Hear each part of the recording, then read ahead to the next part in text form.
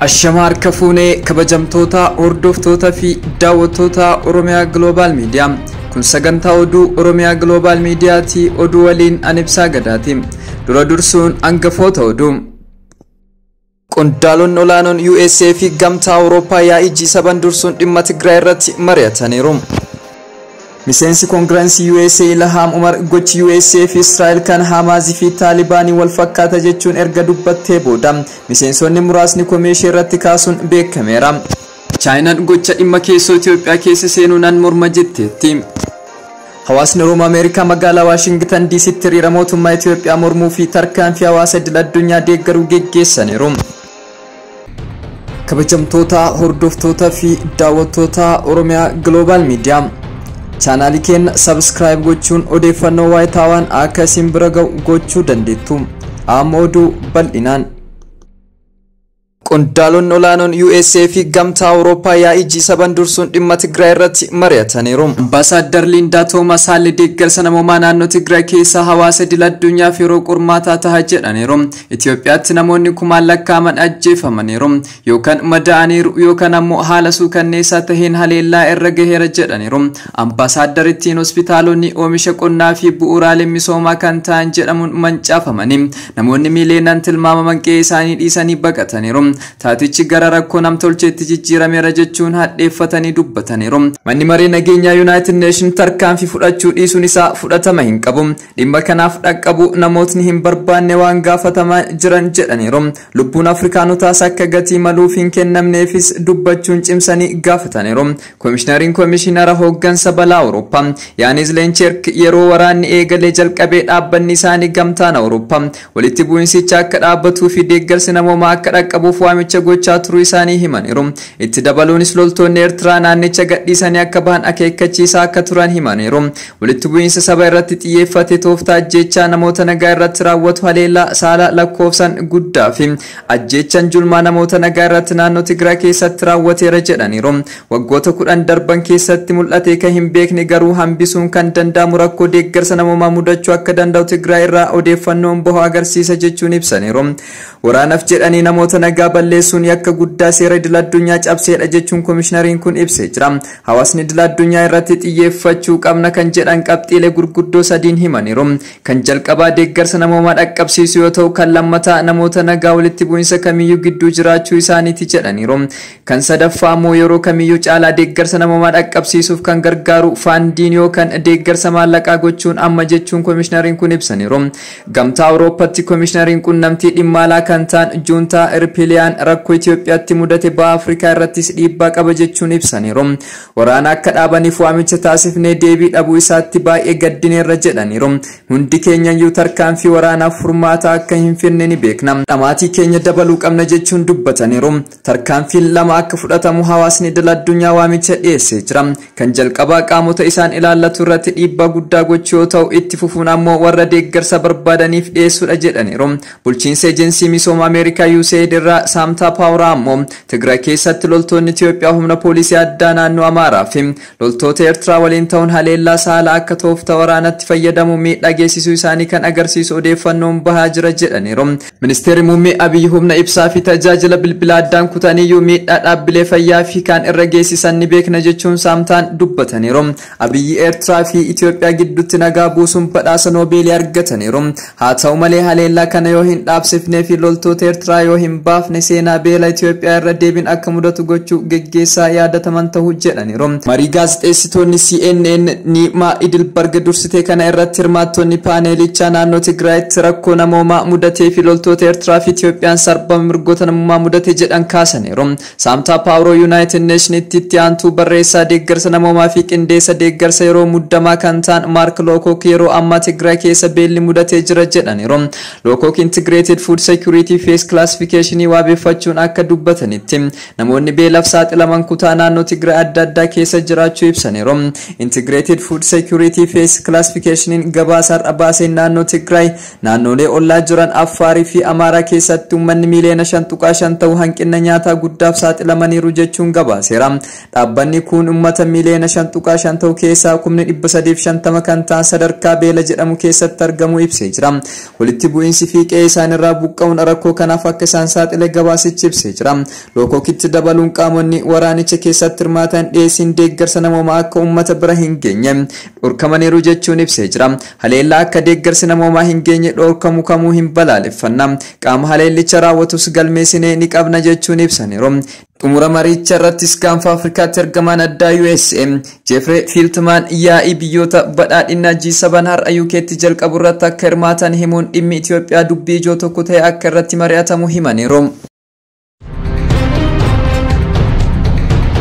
Miseensi Koongirensii USA Ilham Umar gochi USA fi Israa'el kan Hamaas fi Taalibaanii wal fakkaata jechuun erga dubbattee booda miseensonni muraasni komii ishee irratti kaasaniiru. Komii Dimokiraatonni irratti kaasan kanas falmuun ofirraa ittisteetti.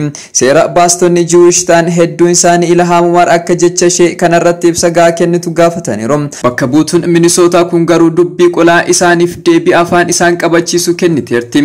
Ilham Umar dhimma Israa'el irratti qeeqa dhiyeessuun jaallan isheetiin wayita qollifamtu kun kan jalqabaa miti. Bara 2019 deeggarsa Israa'eliif taasifamu duuba dantaa maallaqaa walitti guurrachuutu ture jechuun ishee dubbatteef dhiifama gaafattee turte. Ilham Umar wiixata darbe Tiwiitarii ishee irratti akkas jechuun barreessiteetti. Cunqursaa fi dararaan USA Israa'el Hamaas fi Taalibaaniin raawwachaa jiran waan nama rifaasisuu fi hin yaadamnedha jettee jirti. Hunduu yakka raawwateen itti gaafatamuun wal fakkaataa fudhachuu qaba.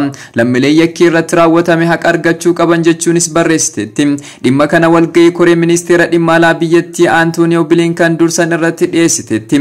Dimokiraatonni hedduun USA fi Israa'el garee hidhattoota Hamaas fi Taalibaan jedhamaniitiin fakkeessuun yaada dogongoraa nama keessatti uumuudha jechuun Ilham qeeqaniiru.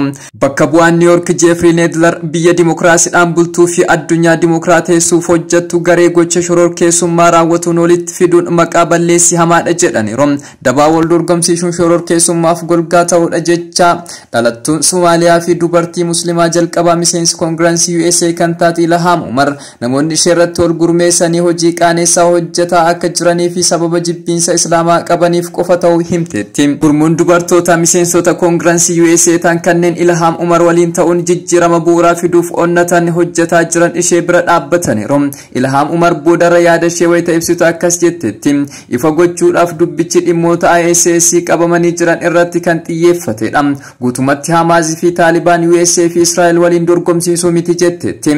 Ilham Umar yeroo hunda waa'ee mirga dhala namaa wayita dubbadhu miira keessan gala. Kun immoo diina hedduunaaf horeera jechuudhaan yaada qabdu ibsiteetti. Garee dimokiraatota ishee irratti wal ijaaruu irratti akka rifattes ibsiteetti. Ministeerri dhimma alaa Chaayinaa Wang Yi gocha dhimma keessoo Itoophiyaa keessa seenuu biyyi isaanii akka mormitu ibsu miidiyaa mootummaa biyyattii gabaaseera. Burqaan oduu qabeenyummaan isaa kan mootummaa ta'e Shiinwaan ministeera dhimma alaa waabeffachuun akka gabaasetti.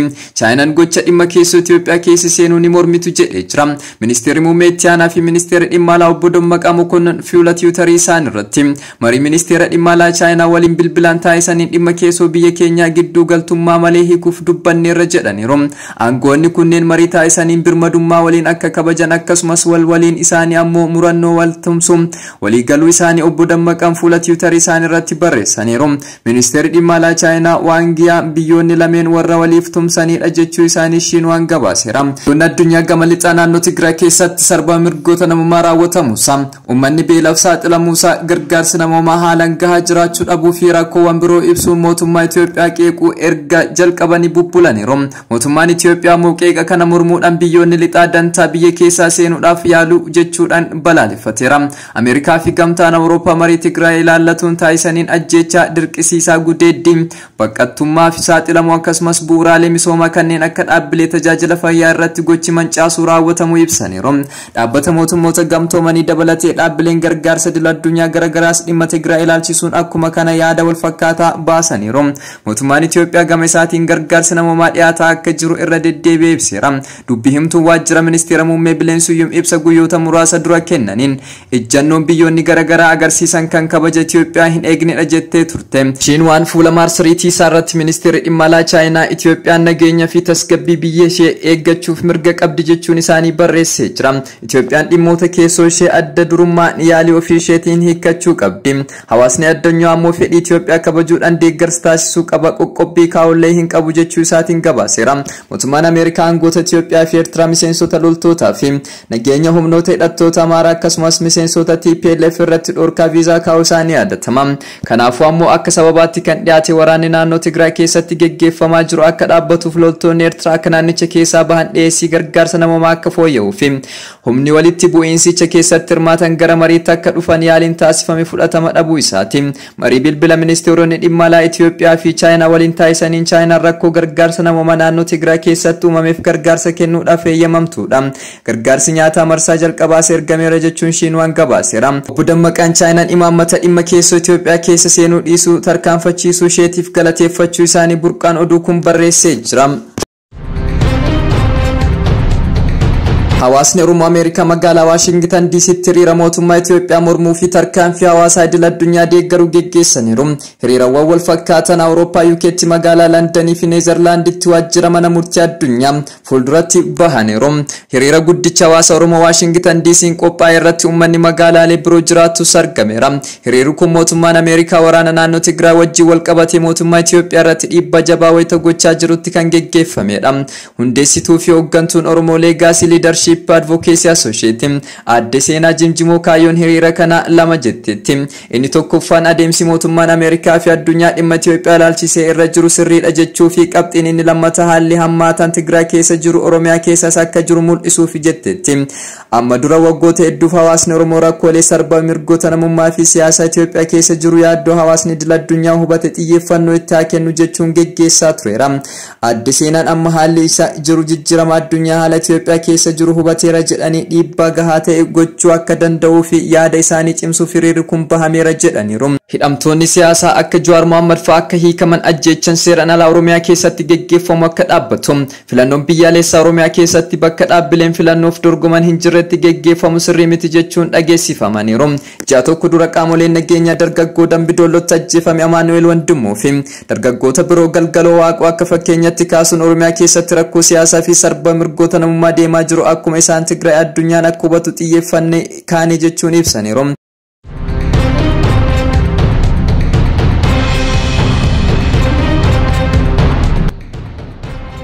Kabajamtoota hordoftoota fi daawwattoota keenya oduun sa'aatii kanaaf qabannee dhiyaanne kana fakkaata.